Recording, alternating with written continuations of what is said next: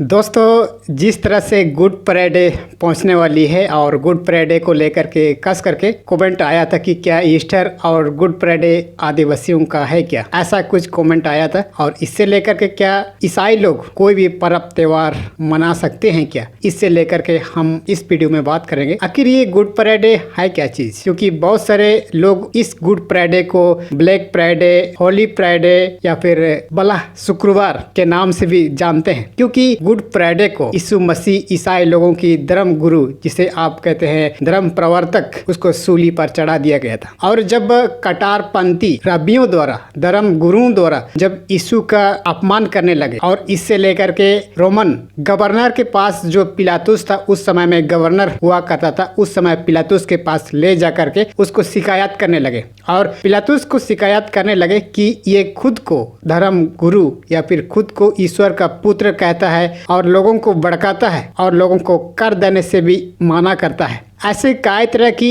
बातों को लेकर के रोमन गवर्नर को शिकायत कर दी। और इससे लेकर के जब कट्टरपंथी, जब धर्म गुरुओं ने जब मंदिर की कई तरह की कुक्रम या फिर कर्मखंड, जैसे बलि, पशु बलि देना, ऐसे कई चीजों का जब यीशु मसीह ने इस चीज का जब विरोध करने लगा, ऐसे कई तरह की लोगों ने, जब धर्म गुरुओं ने इस चीज का विरोध करने लगा कि यदि यीशु मसीह ऐसे चीजों को जब विरोध करता है तो उसकी झोली नहीं भरती है। और इस चीज के लिए धर्म गुरुओं ने इस चीज का विरोध करने लगा और बड़ी संख्या में यीशु को सूली पर चढ़ाने का एक तरफ से षड्यंत्र रखा गया, षड्यंत्र रचा गया और उसको पिलातुस के गवर्नर के सामने ले जाता है। क्योंकि इस समय जब गुड फ्राइडे का दिन होता है, शुक्रवार का दिन होता है, और इससे लेकर के आखिर गुड क्यों कहा जाता है, क्योंकि जिस समय यीशु का मरने का दिन है, यानी कि इस्राएलियों का राजा कहा जाता है, उस राजा को जिस दिन मारा जाता है उस दिन आखिर गुड शब्द क्यों जोड़ा जाता है, ये आज की तारीख में सवाल, आज की ये गुंथी में सुलझाई नहीं गई है। और इससे लेकर के कई तरह की सवाल खड़े हो जाते हैं कि आखिर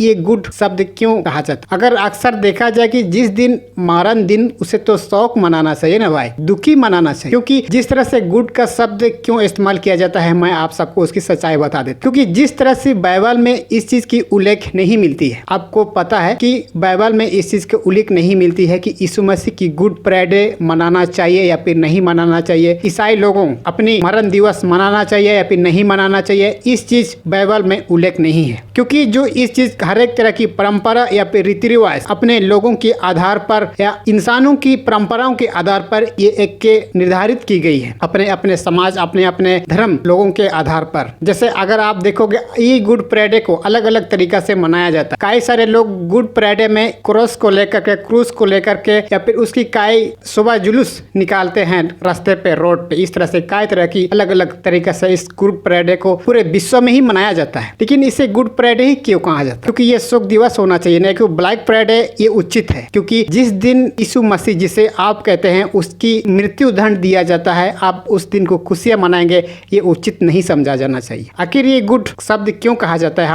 हम आपको बाइबल में ले चलते, क्योंकि ये शब्द बाइबल से जुड़ी है, इसीलिए हम बाइबल में बताने की हम कोशिश करेंगे। अक्सर हम बाइबल पढ़ने का मेरा कोई नॉलेज नहीं है, बल्कि हम कोशिश करते हैं। हेरोदेस के सामने या फिर पिलातुस के सामने कई तरह की अपमान करने लगे, जो उस यहूदियों द्वारा जब ऐसा कई तरह की यातना करने लगे, शारीरिक प्रार्थना, उत्पीड़न करने लगे। और इससे लेकर के जब लूका 23 अध्याय उसका 44 पद को अगर हम देखेंगे तो इसमें विशेष रूप से दिया गया है कि लगभग 2 पार से तीसरे पार तक सारे देश में अंधियारा छाया रहा और सूर्य का उजाला जाता रहा। इस प्रकार से हम लोग पाते हैं। और आगे हम लोग देखेंगे तो और मंदिर का पर्दा बीचों बीच से पट गया। इस तरह से बाइबल में कुछ अंकित की गई है। आखिर ये चीज है क्या चीज, क्योंकि उस समय में मंदिर का पर्दा एक यहूदी धर्म के अनुसार के बाली, पशु बलि या फिर अन्य कई तरह की कुक्रम, कर्मखंड क्या कहते थे। और यही चीज को लेकर के जब यीशु मसीह को सूली पर चढ़ाया गया तो उसके कई चेले या फिर 11वां चेले इस चीज को जिक्र मिलती है। अगर आप मृत्यु के बाद अगर आप जानेंगे तो यही लोगों ने इस चीज का विस्तार करने लगे और यही उन्होंने इस चीज को प्रचार करने लगे कि इसी के बाद ही एक नया धर्म का उत्पन्न हुआ, एक नया धर्म का जन्म हुआ। क्योंकि पर्दा को दो भागों में बांट जाना, यही एक मकसद, एक ही ऐसे ठोस सबूत मिलती है बाइबल में कि इसी जगह से एक दो धर्म में विभाजित होने लगा। यहूदी धर्म को छोड़ करके एक नया धर्म का उत्पन्न हुआ, क्योंकि इस चीज को ठोस सबूत पर कहीं नहीं लिखा हुआ है कि इस्राएलियों का धर्म ईसाई है, ऐसा बाइबल में कहीं लिखा हुआ नहीं है। क्योंकि जाहिर सी बात है कि यही इसी दिन से उस समय लोगों ने गुड फ्राइडे कहा गया, क्योंकि एक तरफ से गुड उसी दिन उस यहूदी धर्म के लोगों से स्वतंत्रता मिली, और इसी दिन जहाँ तक जाहिर सी बात है इसी दिन एक गुड फ्राइडे के नाम से देखा गया, गुड फ्राइडे के नाम से जाना गया। लेकिन बाद में कई तरह की लोगों ने जब ये चीज़ को रिसर्च किया कि यार यीशु मसीह की माने दिन को आप गुड क्यों कहते हैं, इस चीज़ को कई तरह के लोगों ने, बुद्धिजीवी कई बड़े लोगों ने इस चीज़ को ब्लैक डे या फिर ब्लैक फ्राइडे या फिर ग्रेट फ्राइडे ऐसे ही कई तरह की नाम लेकर के आज आप जान सकते हैं दोस्तों। और इस गुड फ्राइडे को लेकर के जब ईस्टर डे इससे पहले सप्ताह से जब पहुंचने लगती है, गुड फ्राइडे का जब दिन आता है, 40 दिन का जब दौर चलता है, ऐसे में ईसाई धर्म के लोग उपवास मानते हैं। क्या आप सबको पता है कई लोग 30-40 दिन में जो 3 दिन 4 दिन सप्ताह दिन या फिर 14-15 दिन ऐसा ही कई तरह ईसाई लोग उपवास रखते हैं। आखिर ये उपवास है क्या चीज़, आखिर ये त्यौहार मनाना चाहिए या फिर नहीं मनाना चाहिए, आप सीधे हम बाइबल में आपको पढ़ के सुनाएंगे, आप खुद अंदाज़ा लगाइए। जब हम कुलुसी 2 अध्याय उसका 8, 9 और 16, 17 को अगर हम देखेंगे तो हम इसमें पाते हैं कि चौकस रहो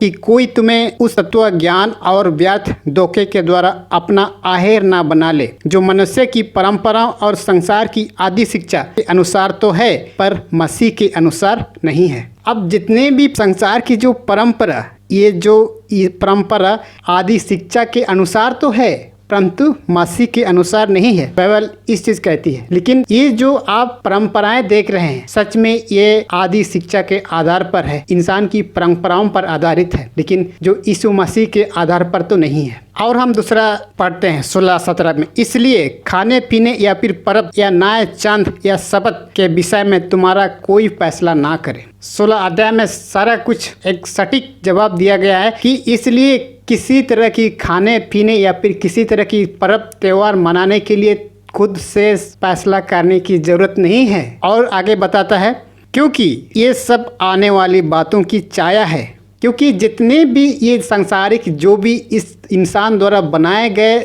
जो भी परंपरा आने वाली छाया है, ये सब छाया है, कितने देर तक रहेगी आप अंदाज़ा लगा सकते हैं। जो भी आज पिछले साल या फिर कई साल जब परंपरा रही होगी वो परंपरा सब कितने दिन रही होगी, आप सब अंदाज़ा लगा सकते। आगे बताता है कि पर मूल वस्तुएं मसीह की होती है, मसीह की है। जो भी मूलता या फिर उसकी एक श्रेष्ठ सर्वमान्य माना जाए तो एक मसीह का ही होना चाहिए। आज जो परंपरा देख रहे हैं आप, ये परंपरा जो भी रीति रिवाज ये इंसान द्वारा बनाई गई है, और इसके विषय में बाइबल स्पष्ट रूप से कहा गया है कि कल की ये आने वाली छाया है, और छाया कब तक रहेगी। ये जो त्यौहार मसीह यीशु के द्वारा बनाई गई त्यौहार नहीं है, ये इंसान और संसार के जो रीति रिवाज जो आदि शिक्षा के कारण ये उत्पन्न की गई है। और इससे लेकर के जब गुड फ्राइडे का दिन आता है तो ईसाई लोग भूखे प्यासे रहते हैं, आप सबको पता है, व्रत रखते हैं, उपवास करते हैं। आखिर उपवास के बारे में क्या कहता है बाइबल, मैं आप सबको बता देता हूँ। इससे ये 58:5-8 तक अगर हम देखेंगे तो इस पे हम यहाँ पाते हैं कि जिस उपवास से मैं प्रसन्न होता हूँ, अर्थात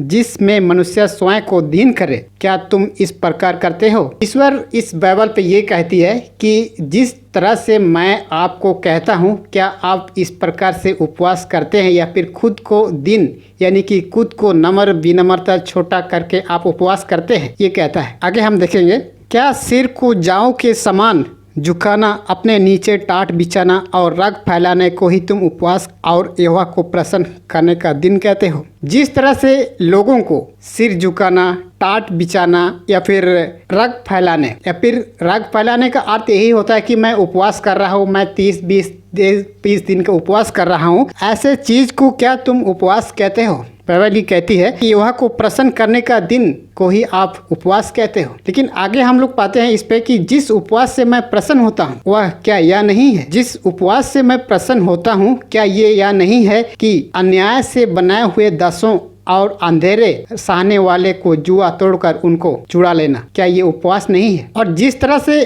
सब जुओं को टुकड़े टुकड़े कर देना, जिस उपवास से मैं प्रसन्न होता हूँ वह क्या यह नहीं कि अन्याय से बनाए हुए दासों और अंधेर सहने वालों का जुआ तोड़कर उनको चुरा लेना और सब जुओं को टुकड़ा टुकड़ा करके देना, क्या वह नहीं है? क्या इसमें साफ तौर पर कहा गया है कि अन्याय से छुड़ाना या फिर किसी जुआ को बंधे हुए लोगों को उसकी बंधुआई से छुटकारा देना, क्या ये उपवास नहीं है? क्या वह नहीं है कि रोटी को भूखों को बांट देना, क्या भूखों के सामने अपनी रोटी को देना, क्या ये उपवास नहीं है? और आगे देखते हैं, अनाथ और मारे मारे पीटते हुए को अपने घर ले आना, किसी को नंगा देकर वस्त्र पहनाना और अपने जाति भाइयों से अपने को ना छिपाना। अनाथ को जितने भी मारे मारे जो फिर रहे हैं, ये सबको क्या खाना देना या फिर कपड़े पहनना, ये उपवास नहीं है। अपने आप को जाति भाई से नहीं छिपाना, ये उपवास है। लेकिन आजकल जो ये 3-4 दिन की जो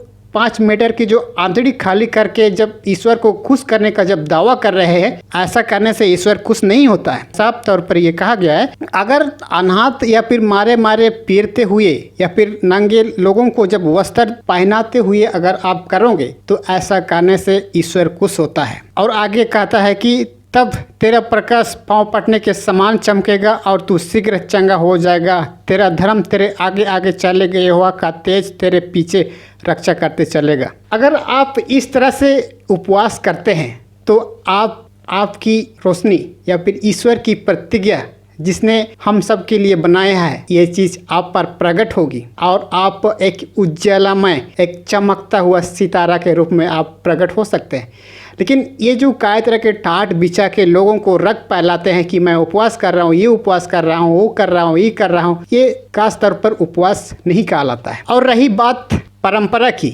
तो परंपरा की बातों पे बाइबल इस बात पर कहीं जिक्र नहीं होती है कि बाइबल में कहीं उल्लेख नहीं किया गया है कि ईस्टर मनाओ या फिर किस्टर मनाओ या फिर पाम संडे मनाओ या फिर ऐसा कुछ नहीं है। लेकिन ये एक पारंपरिक शिक्षा या फिर सांसारिक व्यवस्था के आधार पर ये एक त्यौहार के रूप में मनाया जाता है, क्योंकि इंसानियत की जाति में देखा जाए या फिर इंसानियत की परंपरा में देखा जाए तो ये पारंपरिक रूप से त्यौहार या फिर मिलान समारोह जैसे एक के महोत्सव होना एक अति आवश्यक है, ताकि खुद को उसी संप्रदाय में देखा जाना एक अति आवश्यक माना जाता है। जिस तरह से अलग अलग संप्रदाय में एक मिलान समारोह होना अति आवश्यकता है, लेकिन बाइबल में देखा जाए तो गुड फ्राइडे के बारे में ऐसा कहीं जिक्र नहीं मिलता है, क्योंकि जिस तरह से गुड फ्राइडे को, ईश्वर की मरण दिन को गुड फ्राइडे कहना एक उचित नहीं है, क्योंकि इसे आप ब्लैक फ्राइडे कह सकते हैं या फिर शुक्रवार कह सकते हैं, लेकिन गुड फ्राइडे कहना एक उचित शब्द नहीं है। क्योंकि जिस दिन जिसे आप परम पिता कहते हो, जिसे आप अनुयायी मानते हैं, जिसे आप उसकी बातों पे चलते हैं, जिस दिन वो मारे गए या फिर उस दिन मारने के दिन पर आप खुशियां मनाएंगे, ये उचित नहीं समझा जाता है। इस तरह से कई तरह की आज की तारीख में भी ये गुड फ्राइडे का दिन कई तरह की सवाल खड़े कर देते हैं। और इससे लेकर के मैंने जहाँ तक मेरे ख्याल से मुझे लगा कि ये बात शायद आपको समझ में आया होगा। अगर आप देखेंगे कि आदिवासी जब मोहनजोदड़ो ये सूली पर चढ़ाने की व्यवस्था और कोड़े लगाने की व्यवस्था मिस्र देश से ऐसे प्रचलित हुआ, और ये व्यवस्था मोहनजोदड़ो जब हड़प्पा सभ्यता में भी ये व्यवस्था प्रचलित हुई थी, आप सबको पता है, क्योंकि मोहनजोदड़ो में भी ये सूली पर चढ़ाया जाना या फिर कोड़े से लगवाना ऐसे पुराने ज़माने में, ऐसे प्राचीन व्यवस्था में ये सब होती थी। और इससे लेकर के जब मोहनजोदड़ो हड़प्पा सभ्यता की अगर आप इतिहास को भी देखोगे तो इसमें भी सूली पर चढ़ाया जाता था, कोड़े लगवाए जाते थे। और कोड़े लगवाने का एक तरफ से व्यवस्था थी जब पहले ज़माने में, और इसी व्यवस्था के आधार पर ही